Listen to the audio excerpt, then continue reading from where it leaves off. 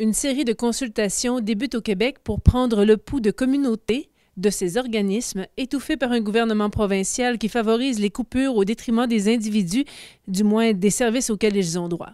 Voici quelques acteurs impliqués pour défendre les causes d'une Gaspésie qui ne peut se permettre de voir ainsi son tissu social s'effriter.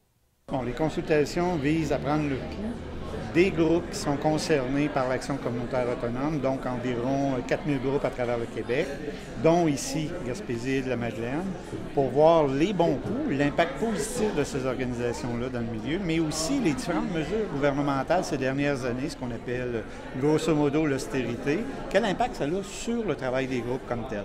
Alors nous, on va prendre ça, on va prendre un peu la parole de tout le monde au Québec et on va essayer d'utiliser ça pour faire pression sur le gouvernement pour essayer d'être mieux reconnu d'un côté et mieux financé. On va faire une compilation, évidemment, ça va de tirer les grands traits de ce que les groupes vont nous avoir transféré, autant les impacts positifs que toute la question du sous-financement, la non-reconnaissance et tout ça. Et on va se servir de ce mémoire-là pour, évidemment, sensibiliser la classe politique, pas juste les élus, mais l'ensemble de la classe politique à la situation que les groupes vivent sur le terrain. C'est l'incapacité de pouvoir offrir le même type de service dans toutes les MRC du territoire et encore bien moins les Îles-de-la-Madeleine.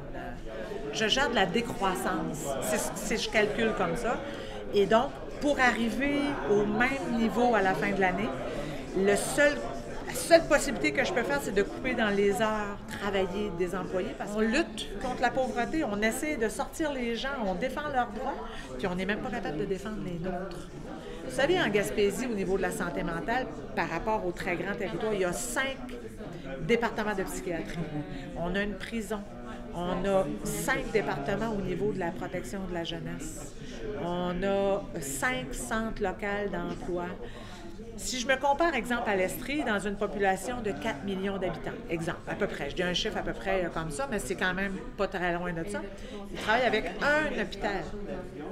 Alors, c'est un directeur général, un directeur des services professionnels, un chef de programme. Donc, elle travaille avec 3 personnes, un territoire beaucoup moins vaste, évidemment beaucoup de monde. Donc, elle a une équipe pour l'aider et l'accompagnement. Mais tout le mandat de la promotion, de la sensibilisation, de la formation, de faire connaître tous les droits législatifs, tous les droits fondamentaux, bien, elle convainc ces 3-là, puis sa job est faite. Puis après ça, ils travaillent sur des dossiers communs.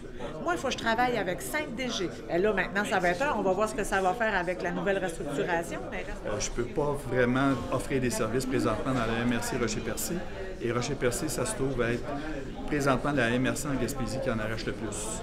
Quand un gars appelle à l'aide, on le sait, nous, par des études, il faut lui dire, on est là, je t'accueille, viens me parler.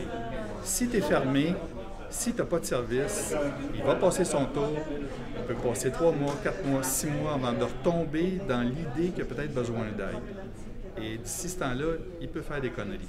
À tous ces travailleurs qui portent à bout de bras les services offerts dans une société démocratique et où égalité des chances a déjà eu des consonances, nous souhaitons courage, persévérance et écoute chez ceux qui détiennent les cordons de notre bourse.